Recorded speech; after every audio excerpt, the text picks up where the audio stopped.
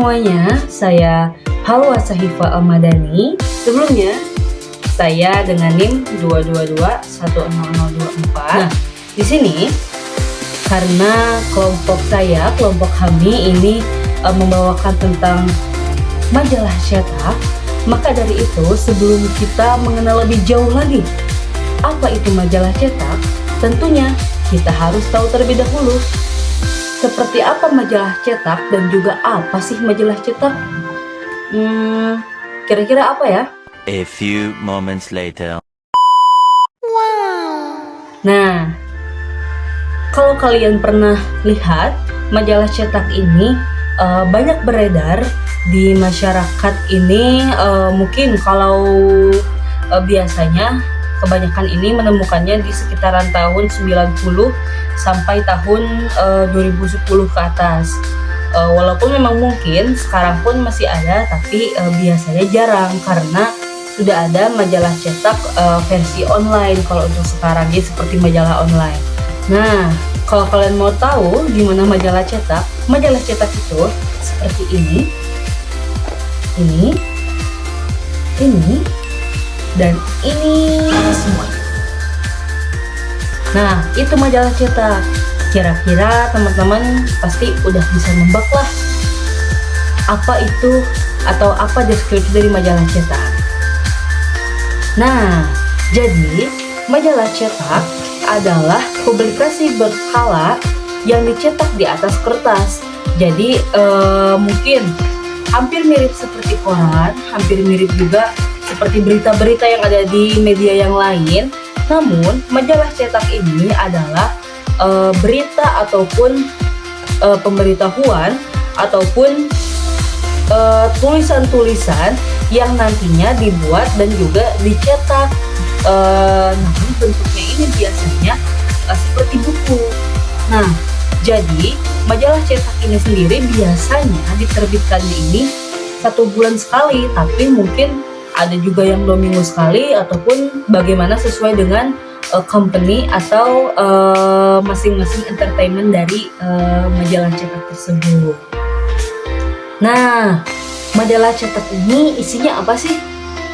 Majalah cetak ini biasanya berisinya banyak. Salah satunya, yang pertama, itu adalah artikel-artikel, kemudian ada berita-berita, kemudian juga ada cerita, ada opini, ada gambar, dan juga ada iklan. Nah, majalah cetak ini biasanya memiliki visual yang lebih berwarna dan juga yang lebih terlihat gitu visualnya jika dibandingkan dengan koran. Kalau koran juga ada warna, tapi jarang.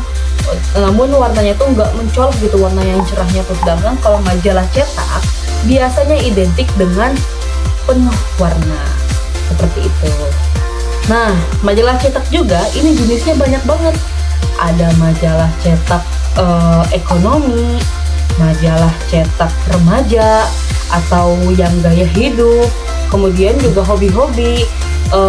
Makanya itu benar banyak. Ada yang emang isinya khusus bintang-bintang iklan atau bintang-bintang film atau anak-anak yang berbakat, ataupun ya itu sesuai dengan apa yang dibutuhkan ataupun berita artikel apa yang memang sedang terjadi. Nah, kemudian kira-kira ciri khas dari majalah cetak ini itu apa sih? Ciri khasnya yang pertama tadi, diterbitkannya secara berkala, kemudian dicetaknya secara fisik bukan digital. Nah, selanjutnya memiliki rubrik atau kolom yang tetap, dan juga yang terakhir ini menyajikan konten dengan tata letak yang menarik dan juga banyak ilustrasi dan juga foto. Nah, jadi kira-kira udah kebayang belum nih majalah cetaknya? Nah, aku juga mau tahu nih, kalian pernah baca majalah cetak yang kayak gimana? Kalau dulu aku pernah membaca majalah cetak yang Bobo. Nah, itu salah satu contoh dari majalah cetak yang khusus untuk anak-anak. Jadi mungkin sedikitnya pengertian dari majalah cetak itu seperti itu. Terima kasih. Dadah. Assalamualaikum warahmatullahi wabarakatuh. Perkenalkan, nama saya Siti Fajar Nur Anggraini dengan nomor NIM 222100017. saya akan memaparkan mengenai apa saja sih sebenarnya struktur pekerja yang ada di media massa, khususnya majalah cetak. Nah, jadi untuk job desk atau alur kerjanya sendiri, yaitu dimulai dari pertama, perencanaan dan pengumpulan informasi suatu berita, kedua, penulisan dan penyuntingan, ketiga, desain dan tata letak, keempat, persiapan pracetak, kelima, proses pencetakan, keenam, finishing, ketujuh, distribusi, dan yang terakhir atau yang kedelapan yaitu evaluasi. Nah, jadi dari kedelapan alur kerja atau job desk tadi, kami menyatukan job desk tersebut menjadi 5 poin sehingga sesuai dengan jumlah tim yang berada di kelompok. Yaitu pertama, perencanaan. Di tahap ini pastinya melakukan segala perencanaan dan pengumpulan informasi suatu berita. Kedua, penulis. Tugasnya yaitu melakukan penulisan dan penyuntingan. Ketiga, editor, yaitu melakukan desain dan tata letak. Keempat, ada percetakan, yaitu melakukan persiapan pracetak dan proses finishing. Dan yang terakhir atau yang kelima, yaitu promosi, melakukan kegiatan distribusi dan juga evaluasi. Selanjutnya, struktur organisasi di media cetak sendiri, yaitu terbagi menjadi dua. Pertama, adanya bagian redaksi atau editor departemen dan bagian pemasaran atau usaha, yaitu business department. Pertama, bagian redaksi. Bagian redaksi ini tugasnya yaitu meliput, menyusun, menulis atau menyajikan informasi berupa berita, opini atau feature yang nantinya akan dimuat dalam majalah. Nah, di bagian redaksi ini terdapat pertama, adanya pemimpin redaksi dan wakil redaksi yang tugasnya bertanggung jawab atas keseluruhan majalah, terutama isi yang nantinya akan menjadi konsumsi bagi masyarakat. Kedua, redaktur atau editor yang pasti tugasnya yaitu melakukan editing atau penyuntingan, menyeleksi, dan melakukan perbaikan yang akan dimuat dan disiarkan di majalah. Ketiga, ada reporter atau wartawan, yaitu tugasnya mencari informasi atau berita dengan melakukan peliputan, wawancara, dan lain sebagainya. Kemudian menulis atau menyusun berita tersebut. Yang keempat ada fotografer, tugasnya yaitu sudah pasti mengambil gambar atau objek tertentu untuk melengkapi tulisan yang ada di dalam sebuah majalah. Yang kelima adanya korektor, yaitu bertugas mengoreksi atau membetulkan kesalahan ketik pada naskah yang sudah siap dicetak nantinya. Nah, yang kedua ada bagian pemasaran atau usaha. Pada bagian ini sudah pasti tugasnya yaitu melakukan pemasaran atau marketing atau melakukan penjualan pada majalah tersebut. Jadi fokus pada bagian ini yaitu kegiatan distribusi, iklan, dan promo untuk menarik perhatian para pembaca. Selanjutnya pada pembagian tugas di setiap tim, yaitu saya mendapat bagian di bidang promosi. Dan di dalam kegiatan promosi ini berupa distribusi produk, penjualan secara langsung ataupun ke tempat tertentu, dan pastinya berbagai promosi yang dilakukan untuk menarik para pembaca majalah. Assalamualaikum warahmatullahi wabarakatuh. Perkenalkan, nama saya Rizka Fauzia dengan NIM 222100082. Di sini saya akan menjelaskan mengenai perkembangan sejarah majalah cetak dari awal sampai akhir. Sejarah majalah cetak dimulai pada abad ke-17 di Eropa. Pada tahun 1963, majalah pertama yang terbit yaitu The Gentleman Magazine yang mengisi ruang baca masyarakat Inggris. Pada abad ke-19, majalah mulai berkembang pesat.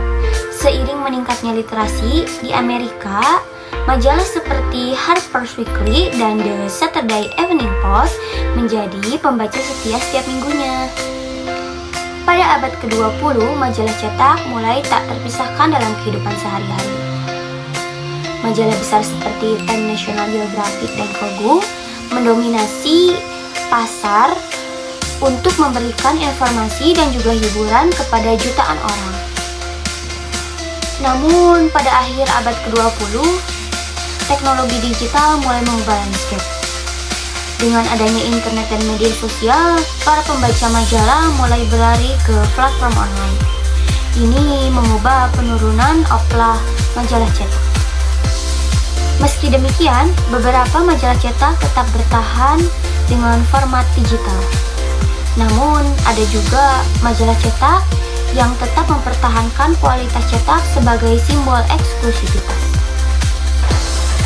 Majalah cetak telah melalui masa jaya dan tantangan. Meskipun teknologi digital berkembang pesat, namun warisan dan pengaruhnya tetap terasa di dunia media dan budaya. Terima kasih, sekian penjelasan mengenai sejarah media cetak dari awal sampai akhir. Wassalamualaikum warahmatullahi wabarakatuh. Assalamualaikum warahmatullahi wabarakatuh. Perkenalkan, nama saya Sally Triana dengan NIM 2221004. Di sini saya akan menjelaskan tentang sebuah media informasi yang masih eksis walaupun di tengah perkembangan digital saat ini, yaitu majalah cetak. Baik, jadi penjelasan mengenai majalah cetak yaitu majalah cetak merupakan publikasi periodik yang dicetak di atas kertas dan biasanya dipublikasikan atau diterbitkan secara berkala seperti mingguan atau bulanan. Dan biasanya di dalam majalah cetak ini berisi artikel, berita, iklan, wawancara, foto, dan lain sebagainya yang memiliki topik bervariasi seperti mode, bisnis, dan ilmu pengetahuan. Majalah cetak biasanya digunakan sebagai bahan bacaan santai atau juga bisa digunakan sebagai bahan referensi loh. Nah, untuk di tugas pembuatan majalah cetak kali ini, saya kebetulan bertugas atau memiliki job desk sebagai penulis dan penyunting. Nanti saya akan menulis sebuah informasi yang dikumpulkan dalam majalah yang kami buat, lalu saya pula yang akan menyuntingnya. Terima kasih. Halo semuanya, pernah kepikiran gak sih dari mana asal-usul majalah yang sering kita baca? Nah, yuk kita bahas bareng-bareng sejarah majalah cetak dan bagaimana perkembangannya dari dunia sampai ke Indonesia. A few moments later. Jadi gini-gini, majalah itu sebenarnya udah ada dari ratusan tahun lalu loh. Waktu itu bentuknya belum seperti sekarang sih, tapi idenya udah sama. Kumpulan tulisan-tulisan menarik yang dibikin buat dibaca banyak orang. Ada yang bilang juga majalah pertama di dunia itu terbit di Inggris tahun 1731. Namanya Gentleman's Magazine. Isinya campur-campur mulai dari sastra, politik, sampai ke humor. Pokoknya isinya tuh kayak semua topik dijadiin satu. Tapi ada juga versi lain. Katanya majalah pertama justru muncul lebih awal lagi di Perancis pada tahun 1665. Namanya Le Journal des Savants. Isinya lebih serius sih, ngomongin seni, ilmu pengetahuan, filsafat. Terus beberapa tahun kemudian mulai bermunculan majalah lain kayak Tatler dan The Spectator. Nah, waktu itu belum banyak yang ngerti istilah dari magazine, sampai akhirnya dipopulerin sama Edward Cuff, editor Gentleman Magazine. Jadi bisa dibilang dia yang ngenalin istilah itu ke dunia. Kemudian di Amerika juga lebih seru nih. Awalnya banyak yang coba bikin majalah di sana, tapi sayangnya cepet bubar. Ada yang cuma tahan 3 bulan, ada yang cuma tahan 6 bulan udah tutup. Tapi pas masa revolusi Amerika, majalah malah jadi senjata politik. Kayak Thomas Paine, dia bikin tulisan-tulisan yang ngebakar semangat rakyat lewat majalah.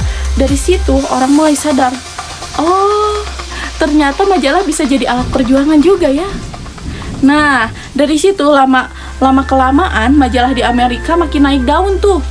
Di tahun 1800-an mulai banyak majalah yang isinya bervariasi dan makin populer. Kayak sistem pos mereka makin bagus. Bahkan ada majalah mingguan yang isinya campur aduk banget, dari cerita pendek sampai ke politik. Nah, setelah itu di tahun 1923 lahir majalah Time, salah satu yang paling berpengaruh dan nanti bakal jadi inspirasi banyak media lainnya, termasuk majalah Life yang terkenal banget karena foto-fotonya. Sekarang kita pindah ke Indonesia yuk. Oh, siapa sangka di masa penjajahan Belanda ternyata Indonesia juga punya majalah. Tahun 1853 terbitlah majalah pertama kita. Nama resminya panjang banget, pokoknya pakai bahasa Belanda. Tapi intinya majalah itu dibikin oleh Lembaga Kebudayaan Belanda di Batavia. Masuk ke awal 1900-an, mulai banyak majalah yang diterbitkan oleh orang Indonesia sendiri. Seperti Suara Muhammadiyah, majalah berbahasa dan beraksara Jawa yang masih eksis sampai sekarang. Terus ada Daulat Rojak yang isinya lebih ke politik, bahkan dimuat tulisan-tulisan tokoh perjuangan kayak Muhammad Hatta. Setelah di Indonesia merdeka tahun 1945, majalah malah makin bermunculan. Ada yang terbit bulanan, mingguan, bahkan yang khusus bahas berita dari RRI. Di masa awal kemerdekaan, majalah jadi alat buat nyebarin semangat perjuangan dan jaga semangat persatuan bangsa. Tapi masuk ke era Orde Lama, majalah agak terhambat karena pemerintahan saat itu ngatur banget isi media. Jadi nggak semua bisa bebas berpendapat, tapi masih ada yang bertahan kayak Star Weekly. Baru deh pas Orde Baru, majalah mulai meledak lagi. Banyak pilihan dari majalah berita, kayak Tempo sampai majalah anak-anak kayak Bobo yang pasti kamu juga pernah baca kan, majalah cetak Bobo. Pasti baca lah, nggak mungkin enggak. Kemudian selain itu juga ada juga majalah remaja kayak Gadis, Hai, majalah wanita kayak Femina, sampai berbahasa daerah juga ada. Pokoknya lengkap banget deh. Nah, seru banget kan perjalanan majalah dari dulu sampai sekarang.